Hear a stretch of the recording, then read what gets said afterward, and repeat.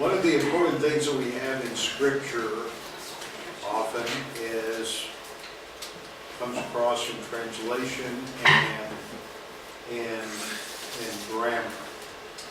Ну и я говорил раньше об этом сказать, что очень много в понимании Писания зависит от перевода и грамматики.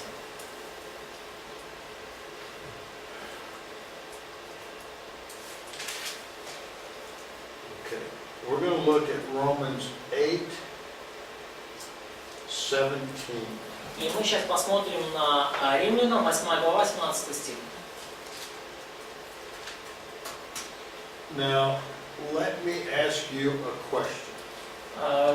Хочу задать вам вопрос.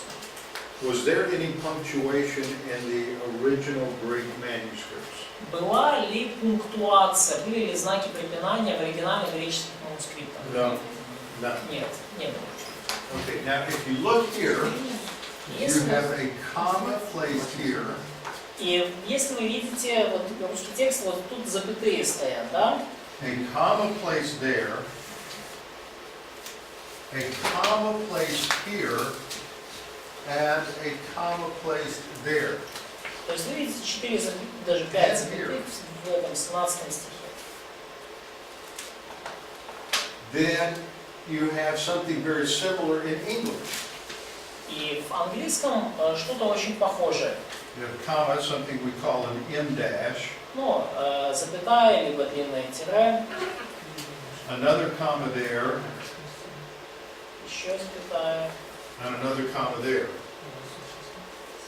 Now in the original there was no punctuation like this. Да, ну вот запятые, эти тире, но в оригинале всей этой пунктуации не было. Now Andre, you're going to have to help me walk through the punctuation here in comparing it to the Russian. In English it says, and if children. И вот в английском сказано, да, вот, если дети, the same. What's the Russian for? Yeah. And if, если. Если? Yep. Okay. If. Now this implies that something that are children, then heirs. То есть подразумевается, да, что если дети, то и наследники. Okay, then it's going to explain something about heirs. То есть должно это нам что-то прояснить по поводу наследников. Okay, so you have the same thing here. If children, then heirs. Yep. The same, it's all the same. Okay, heirs of God. Да. Yep. And then you have a comma. Да. Yeah. And joint heirs with Christ. Same idea. Сонаследники Христа. No, it's a different idea. Different idea. Notice heirs of God in the English translation does not have a comma after it. Ага. Вот здесь какое различие, я не заметил. Значит, у нас, да, наследники Божии, сонаследники же Христу. Между этим запятые. А в английском нету запятой между наследниками. You have and. You don't have comma, but you have and. Right. We have comma. Just it's the. But you don't have and. We don't have and. We have comma instead of. No, you don't have it. It's not instead of. Yeah. It's more subtle than that. Okay. See, in the Greek you have children. То есть смотрите, как греческом. Then heirs. Если дети, то наследники. Heirs of God, comma. Наследники Божьи, запятая. Notice in the Greek there's no and. Да, и в греческом нету вот этого и, что есть в английском. Joint heirs with Christ. Сонаследники с Христом. И Да. Христом. What does that comma do? Что здесь делает эта запятая? What that comma does is it separates heirs of God Что вот эта запятая делает? as something distinct from joint heirs of Christ. Она разделяет наследники Божии и сонаследники Христу. Это две разные, то есть она подчеркивает это, что это две какие-то разные концепции. Наследники Божии и сонаследники Христу. Without a comma, Без этой запятой, what this does in the English, то есть что происходит в английском? is it makes heirs of God and joint heirs of Christ as being the same thing, synonymous. То есть в английском оно звучит так, что вот из-за этого «и», которого нет в оригинале, наследники Божьи и сонаследники Христу звучит как одно и то же, как синонимы. Now, the way it's punctuated in English, И вот то, как расставлены знаки препинания в английском, this would mean that every Christian is both an heir of God and a joint heir with Christ. подразумевает, что каждый христианин, он наследник Божий и при том же самом сонаследник Христу. The way it's punctuated in Greek and in the Russian То, как знаки препинания расставлены в греческом и в русском, separates these as two different ideas. различает наследники Божьи и сонаследники Христу как две отдельные идеи, разные идеи. But then we have another problem. Но теперь другая проблема. That's this other comma here. Вот еще одна запятая здесь. You have it in both the Greek text. It wasn't in the original, but just the way they punctuated it. Но это вообще не было в оригинальном тексте. Ну, в греческом, в нынешнем она есть, и в русском она есть. Now, in the last phrase it says, if we suffer, В последней фразе сказано, если только страдаем, in order that we may be glorified together with Him. Чтобы с ним мы были прославлены. Now, the question, the real issue is, what is the significance of this condition? Самый серьезный вопрос здесь – это вот значение этого условия «если». See, Вот что значит вот это «если»? Какое условие имеется?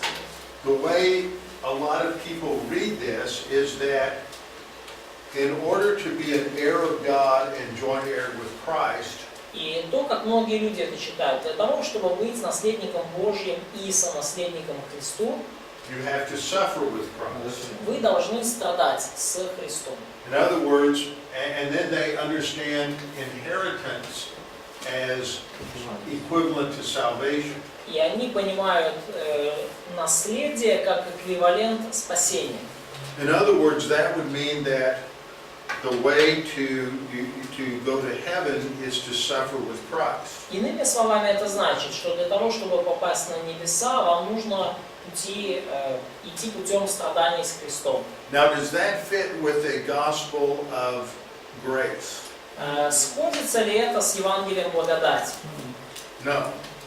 No, that would say, you can believe in Jesus, but if you don't suffer with Jesus, you don't get to heaven. То есть не согласуется. Фактически говорится так, ну да, конечно, можешь верить в Христа, но вообще для того, чтобы попасть на небеса, надо еще и страдать за Христа, с Христом. But the way that I think this should be punctuated. Но я думаю, что часть проблемы это тут вот такая вот пунктуация неправильная, знаки препинания. Is that you have two different types of inheritance. И я думаю, что здесь вот у нас есть два вида наследия. Okay, one is, and the way this is punctuated would indicate this. This is one. И то, как расставлена пунктуация, оно это подчеркивает. Есть первое, это наследники Божьи, и вторая часть второй аспект наследия это сонаследники Христу. Being an heir of God is for every Christian. Наследник Божий это то, что относится к любому христианину, каждому.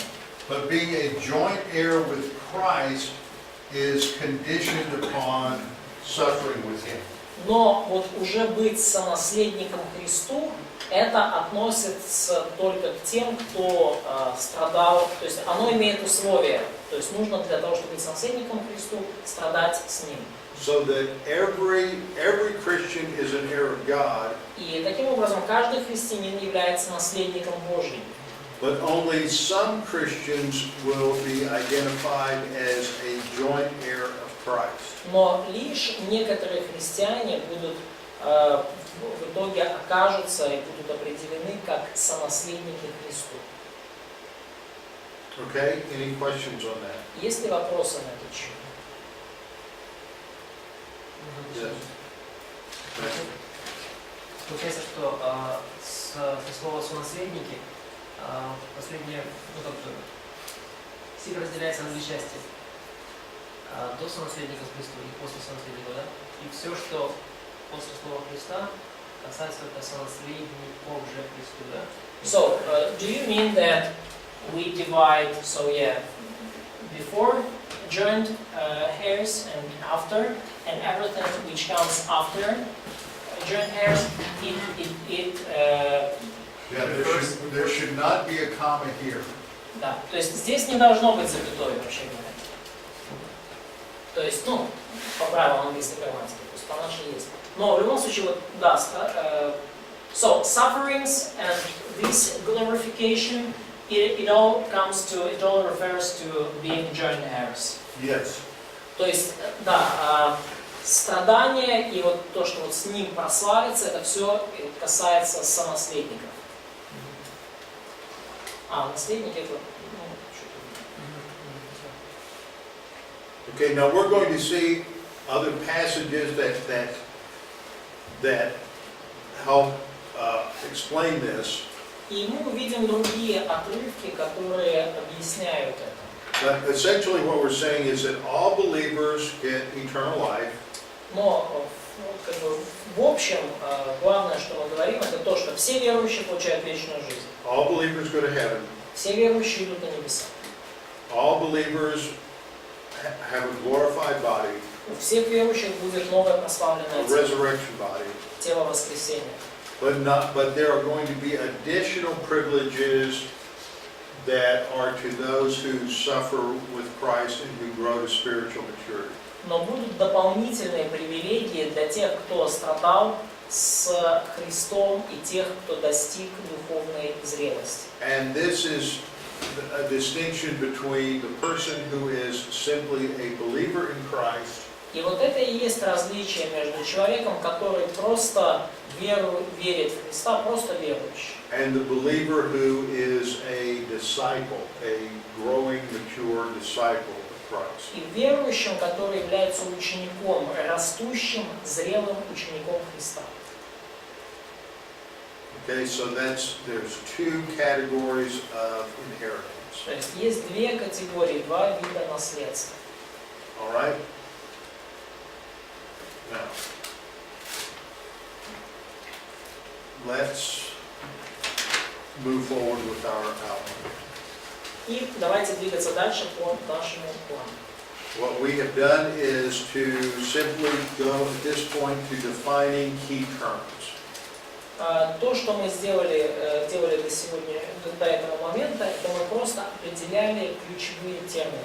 5 terms: judgment, punishment, wrath, curse, and inheritance. 5 терминов основных мы рассмотрели. Это суд или осуждение, это наказание, это гнев, это проклятие и это наследство.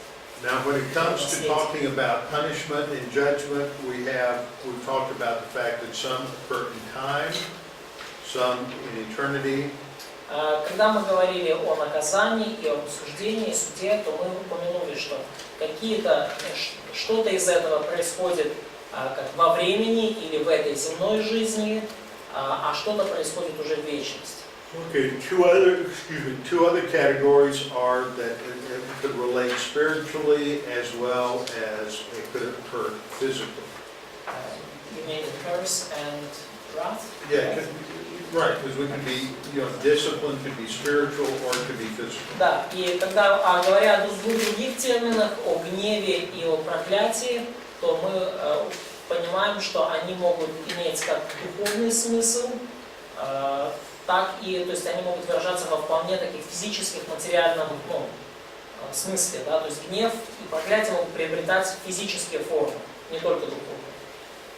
In the same way, blessing could be spiritual or it could be physical. И благословение по тому же самому принципу может быть духовным, а может быть и осязаемым, физическим, материальным. Okay, thing I want to talk about in terms of just the introduction is the concept of reward. И еще одна вещь, о которой я хотел бы поговорить в введении, это концепция, идея награды.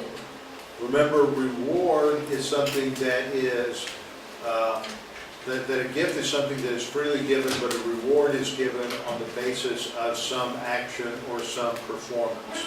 И помните то, о чем мы говорили, да, что дар дается бесплатно, просто дается, а награда уже дается на основании того, что ты сделал, того, что ты достиг, на основании дел. Okay, and I'm just going to go through some passages here that talk about rewards. И я бы просто хотел перечислить некоторые отрывки, в которых говорится о награде. Okay, the first is in Matthew 5:12. Один из них это Матфея 5:12. Okay, and this is in the context of the Sermon on the Mount. Это все в контексте Нагорной проповеди. Jesus is talking to his disciples. Иисус говорит своим ученикам. Matthew 5:1 says that he went up on the mountain and with just his disciples. He's not talking to a huge crowd, just his disciples. То есть в Матфея 5:1 говорится, что вот, когда сел, приступили к нему на горе ученики его. То есть не говорится о всей толпе, то есть говорится в первую очередь ученикам. His disciples are already saved. Его ученики, понятно, уже спасены к тому времени. So he's not talking to them about how to get into heaven. He's talking to them about something in addition to getting into heaven. То есть он не говорит им о том, как попасть на небеса, он говорит о чем-то в дополнение к тому, чтобы попасть на небеса. And he's talking about those who are, that they will be persecuted. И он говорит о тех, кто будет гоним, кто подвергнется гонению. And he says, blessed are those who are, blessed are you when they revile and persecute you and say all kinds of evil things against you falsely. И он говорит, что в 5 глава 11 стих, блаженны вы, когда будут поносить вас и гнать, и всячески неправедно злословить. Okay, so Jesus isn't talking about this as a condition to heaven, because then we would again be getting into heaven on the basis of suffering. То есть, опять же, здесь речь не идет о том, Иисус не говорит о том, как попасть на небеса, потому что тогда бы у нас получалось, что, опять же, чтобы попасть на небеса, надо подвергнуться страданию. Спасение на основании страданий. So he's talking about something in addition to salvation. То есть он говорит здесь, очевидно, о чем-то, что идет в дополнение к спасению. And in the next verse he says, rejoice and be exceedingly glad, for great is your, look at that word, reward. И дальше он говорит, вот, радуйтесь и веселитесь, ибо велика ваша что? Награда.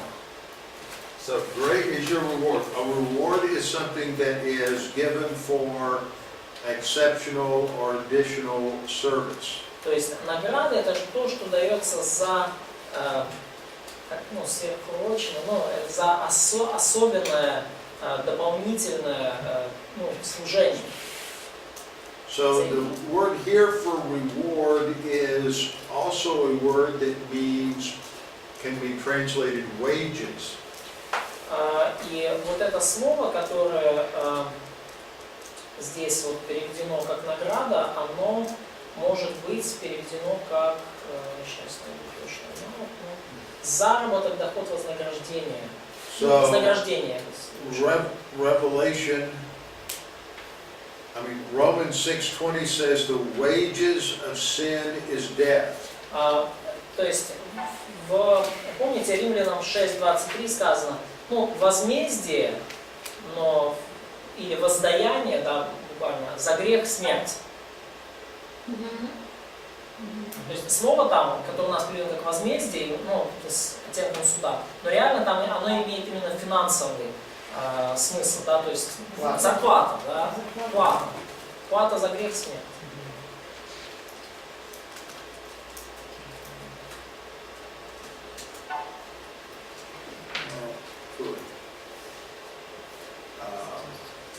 trying to look something up.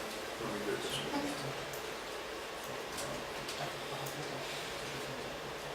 Ну или воздаяние.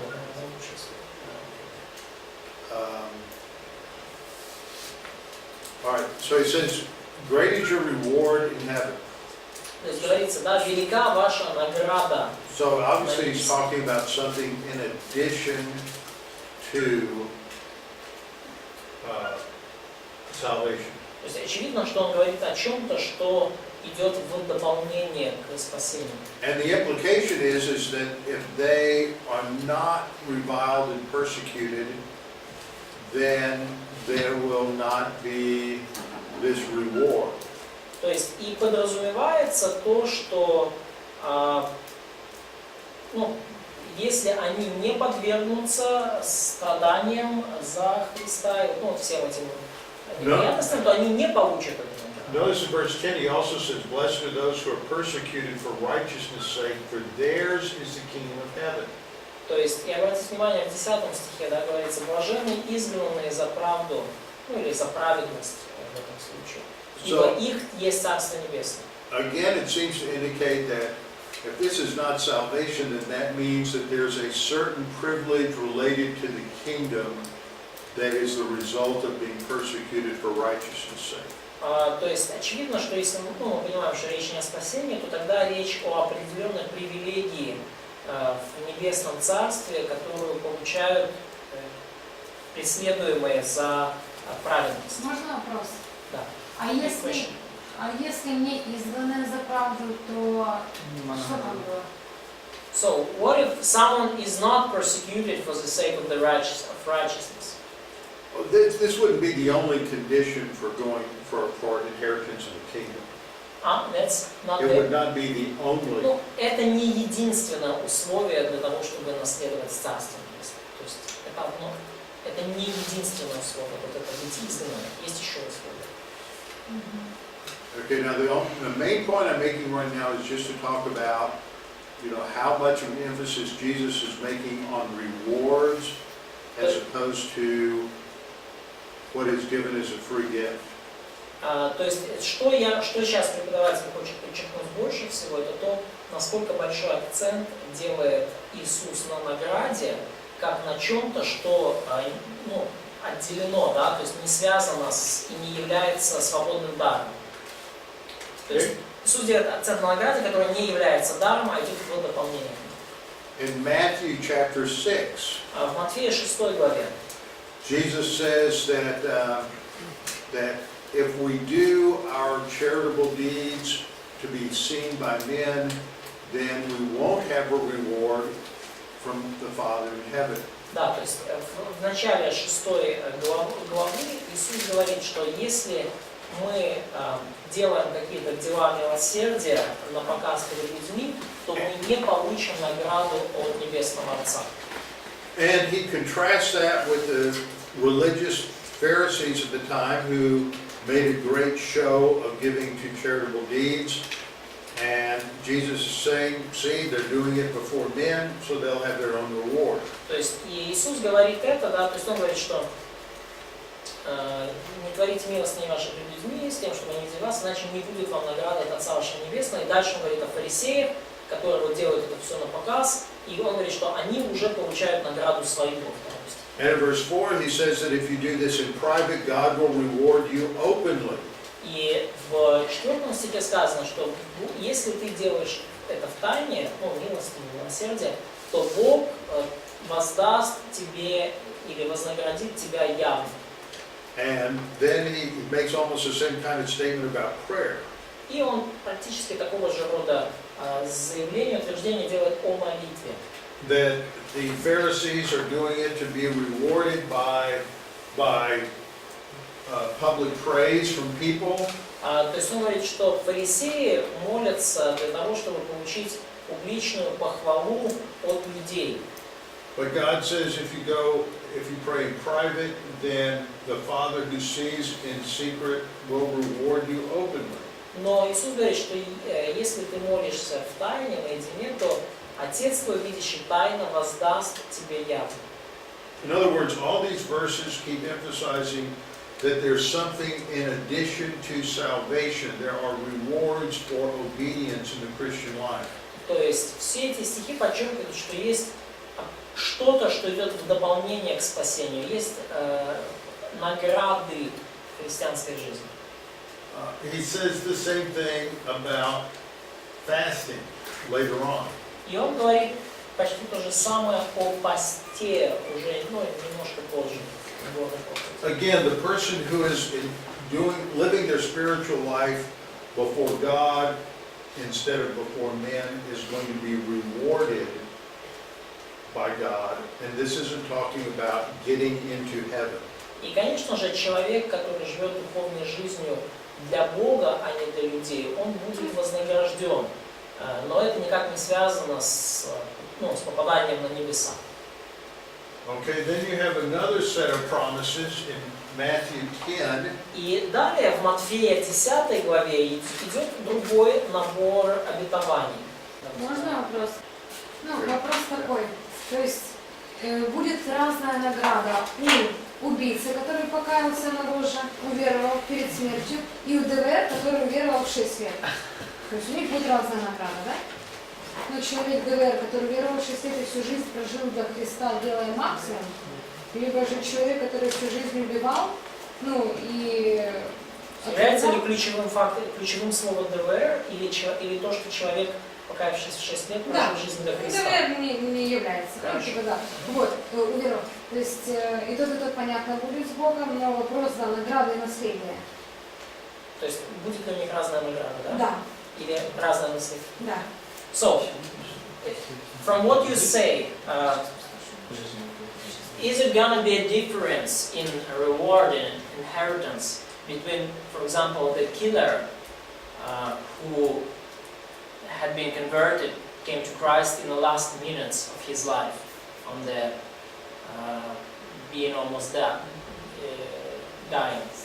and the person who, for example, like you, came to Christ in young age and followed Jesus the whole life and served him? Yes, Will it be the difference? there will be a difference. Да, будет разница. Okay, but God, who's the perfect judge, Но Бог, Он совершенный судья. of course, will take into account all the different factors. И Бог примет во внимание все различные факторы. But rewards are going to be based upon Christian service, Christian maturity, and the person who does not have any time for spiritual growth or spiritual maturity, of course, will not have anything to be rewarded for. То есть награда будет основана на христианском служении, на христианской зрелости. И, конечно же, человеку, у которого не было времени для того, чтобы возрасти, достичь зрелости, просто не будет с чего ему насчитывать награду.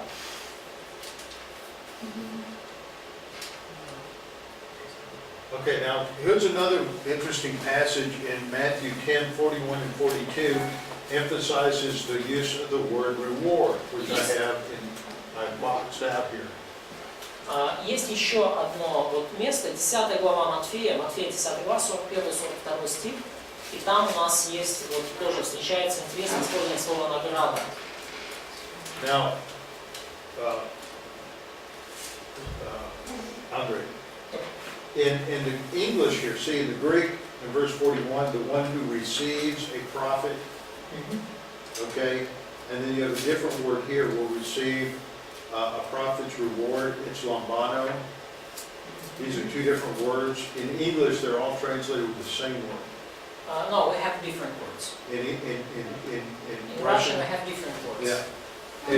The first word has to do with accepting someone or welcoming somebody.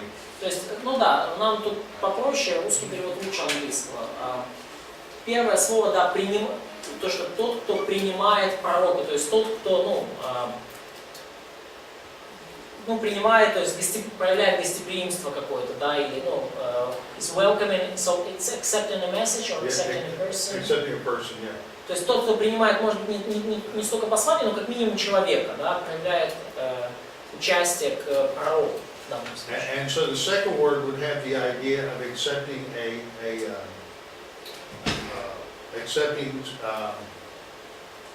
or taking ownership of something. Да, ну и вот Okay? этот So the человек... first one is like, it could be translated, he who welcomes a prophet.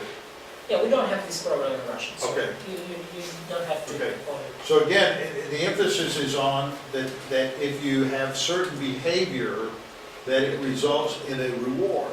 То есть идея здесь в чем, да, кто принимает пророка, во имя пророка получит награду пророка. То есть поведение определенное ведет к награде. То есть награда дается за определенные поступки. And the same in verse 42, that if you give a little one a cup of cold water in the name of a disciple, you won't lose your reward. In other words, you will keep your reward. You will have a reward. То есть, и опять же, вот в 42 стихе, да, то есть, если вы чашей холодной воды кого-то напоили, да, то есть, такой человек не потеряет награды своей, то есть, он сохранит свою награду. So clearly there's a distinction between what you receive as a gift and what you receive as a reward. То есть, очевидно, есть вот это различие между тем, что вы получаете как дар и что вы получаете как награду. And then the last verse I want to look at in this is Matthew 16:27. И последний стих, на который я хочу обратить внимание, это Матфея 16:27. That when the Son of Man comes, «Ибо придет Сын Человеческий, He will reward each one according to his works. во славе Отца Своего с ангелами Своими, и тогда воздаст каждому по делам Его». So again, this is not talking about something related to salvation, because salvation is not based on works, whereas this is based on works. Ну, то есть, и опять же, очевидно, что речь не идет о спасении, потому что спасение не основано на делах, а здесь идет речь о чем-то, что явно основано на делах. Now let me ask you a couple of good thought questions. И разрешите задать вам несколько хороших вопросов для размышления. When does the Son of Man come in His glory? Когда Сын Человеческий придет во славе? Where does the term Son of Man come from? Когда вообще появляется термин этот Сын Человеческий? Даниил. In Daniel 7, right? Даниила 7 глава, да? When does this occur? When is the Son of Man given His kingdom? And Когда это случится? Когда Сын Человеческий получит царство? In Millennium Kingdom. yeah, when He comes at the second coming, right? Да, когда Он вернется второй Not раз. the rapture. Не при восхищении церкви, а именно при Его втором пришествии. Now, in Matthew, Jesus is talking mostly to Jews. He hasn't really announced. He really hasn't announced the church age. So we're not talking about the church. We're talking about a Jewish timetable in the future, not the church age. То есть в Евангелии от Матфея он обращается к евреям и, в общем-то, не особо тут упоминает век церкви, но использует термины еврейского временного мировоззрения. So this probably isn't talking about the judgment seat of Christ, То есть и здесь речь потому, скорее всего, не идет о судилище Христова. which is for the church age believers Потому что судилище Христово относится к верующим века церкви. at the rapture. И это будет происходить во время восхищения церкви. Okay, now what I want to do is, we've looked at these reward passages, and the rewards are based on works. То есть, ну, что я хочу сейчас достичь, да? Вот, преподаватель, что может достичь. And Мы now сейчас смотрим все эти отрывки о награде, и они все тут зависят от дел. I know you know these verses, but I just want to go and review them a minute. Я прекрасно знаю, что эти стихи с ними уже знакомы, я просто хочу вам их напомнить. In Ephesians 2:8-9, we've been saved through faith and not of works. А в Ефесянам 2 глава 8 и 9 стих, все мы знаем, что и по благодатью вы спасены через веру, сие не от вас Божий дар, не от тем, чтобы никто не хвалился. And it's specifically called the gift of God. И вот очень четко, конкретно вот это названо даром Божьим. Okay, now in Titus, И вот в Титу, к примеру, в послании к Титу, 3:5 says that it's not by works of righteousness which we have done, 3 глава, 5 стих, сказано совершенно ясно, что Он спас нас не по делам праведности, которые бы мы сотворили. clear that salvation is not by works. То есть совершенно ясно, очевидно, что спасение не по делам. In passage, when Jesus is talking to the woman at the well, he said, if you knew the gift of God. И когда в Евангелии от Иоанна, 4 глава, 10 стих, Иисус говорит женщине у колодца, Он говорит ей, что если бы ты знала дар Божий, That he would give you living water. И Он говорит, что Он дал бы тебе воду живую. Again, Romans 3:24 says that we are justified freely by his grace. И Римлянам 3:24 также ясно говорит, что получая оправдание даром по благодати. And actually the Greek here is the same word we have, that we saw earlier, it's dorion, which means a gift. И вот, да, греческое слово здесь, дориан, оно означает дар. In Ephesians 2:8-9 it says it is the gift of God. И то же самое слово используется в Ефесянам, я не знаю, что того же самого слова, но, короче говоря, также в Ефесянам сказано, что спасение дар Божий. Ephesians 5:15 Ефесянам 5:15 says that it is the free gift of God. The free gift is not like the offense. Римлянам 5:15 сказано, что но дар благодати не как преступление, да? Тем более благодать Божия и дар по благодати одного человека для Христа. То есть, 2 раза этот дар встречается. Now this isn't the word dorion, this is a synonym, charisma, from the word, for the basic word is grace, a gift. So I remember. Here, charisma. Okay. Ну вот здесь используется, да, вот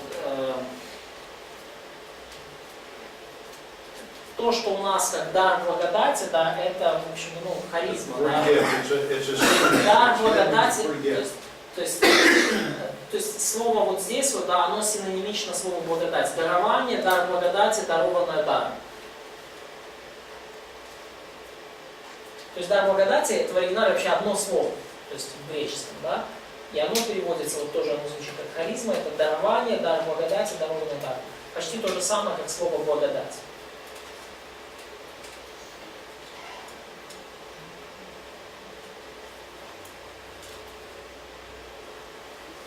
Okay, and again you have the gift, dorema, right here. И опять же есть также слово дар. Ephesians 5:16, the gift. Да, вот до Рима, да, дар благодеяния. Дар не как суд за одного согрешившего. And Ephesians 5:17 has the word gift again. И The gift of righteousness. Да, в Ефесянам 5:17, в Римлянам, прошу прощения, 5:17, то есть в следующем стихе говорится снова о даре, да, о даре праведности. So again and again we have this emphasis that salvation is a gift. То есть снова и снова мы видим вот этот акцент, это особое ударение на том, что спасение это дар. That's not on the basis of works. Не на основании дел. But rewards are on the basis of works. Но награда, она как раз на основании дел. Okay, so we're going to end there today. Мы на этом сегодня закончим. Understanding this, that there's distinct difference. So God's going to reward us on the basis of works. То есть, понимая вот эту разницу, что Бог вознаградит нас на основании дел. Then that implies a future judgment. И это будет включать также будущий суд, осуждение. Okay, tomorrow we'll start talking about God's judgment in history. И завтра мы начнем с того, что поговорим о божественном осуждении, которое происходит здесь, в земной жизни, во времени, в истории.